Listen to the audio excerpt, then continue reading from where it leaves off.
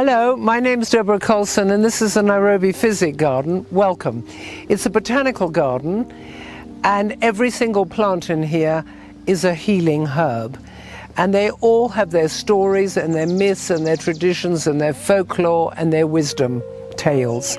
For example, sage here is used for women's menstrual problems, for sweating. It's very good for the brain, as in the word sage, which means wisdom. And it's also used, as is rosemary here, for cooking. Well, obviously they taste delicious, but they're also very good, and there is a reason, because they help digest the fat of, say, lamb and pork. And I hope that this today will help you connect to plants and the garden, and this is my story.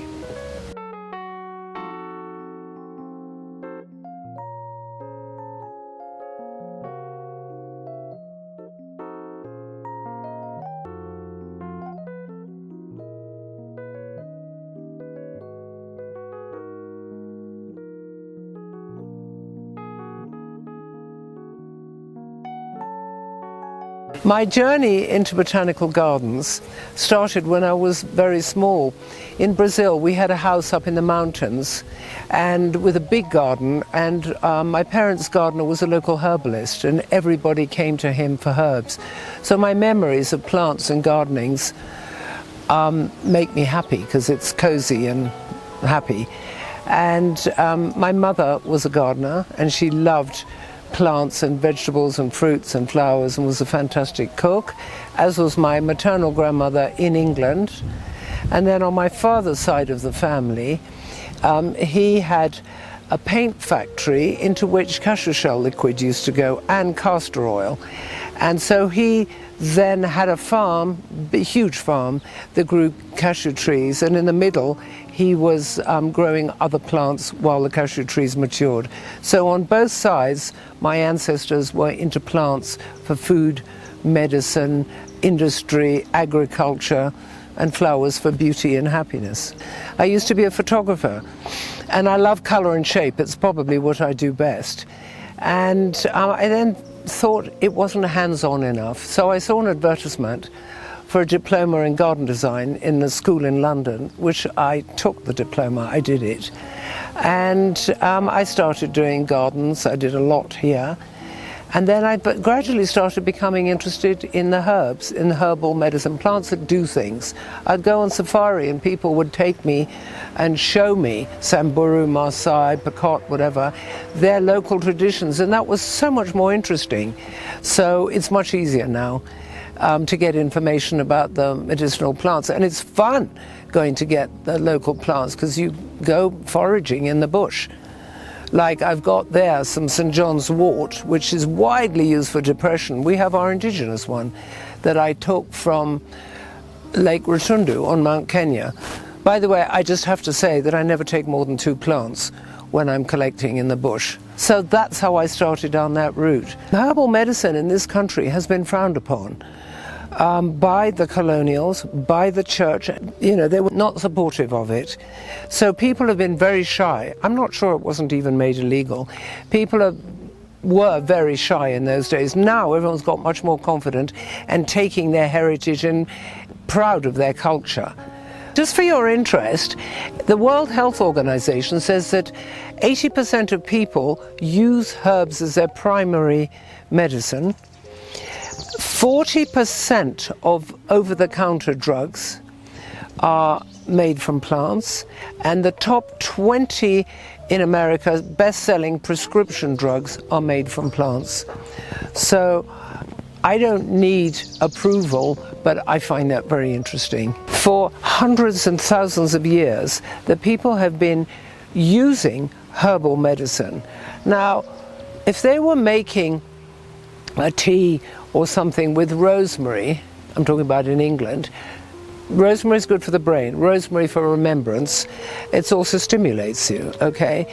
Now, how do they know that? Nowadays, the scientists are making experiments, and everything those old wives, as we call them, old wives' tales, everything they said, the herbalist mamas, were accurate, spot on.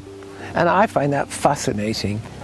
Everybody's much more interested in health and natural health, and I think people are sick of chemicals. It's extraordinary how the old and the young, everybody I come in contact with, men and women, and you know, all the races we have here, everybody's interested. And abroad, I've got people saying, can you send them abroad? You know, and they like the products. People want, because everything, this garden is completely organic, and the the doo-doo dawa, the insect repellent, is all made from plants growing around here. There's no chemicals, this is completely organic, and everything I make is completely organic, and people love that. And they're fascinated. I'm not very businesslike, so I haven't made much money, but I have had a couple of people recently saying, I'll help you take this and run with it. It could be a big thing, but I'm actually more interested in the plants than getting into a business of making lotions and potions. In my experience, it's all connected. This is a botanical garden to show people what is possible. Everything else is just sort of value added. You know, whether I'm making a tincture, which is a plant soaked in alcohol, so that's more serious dawa, medicine, than an ointment, or a tea. It's all just a sort of circle of life, a connection with the plants and people, and hopefully making some money. I'm not very businesslike, so I haven't made much money at all, but that doesn't matter. It's just getting the word out and getting the energy moving, and it is. People love it and they're fascinated. I have 200, well, probably between 250 and 300 different species of plants here, half indigenous, half exotic. And everybody knows the exotic plants, the parsley, sage, rosemary and thyme.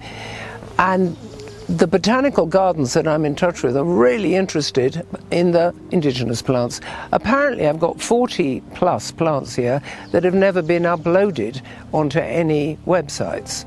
So there is so much, and I'm only just learning, that you can do with the plants here, obviously.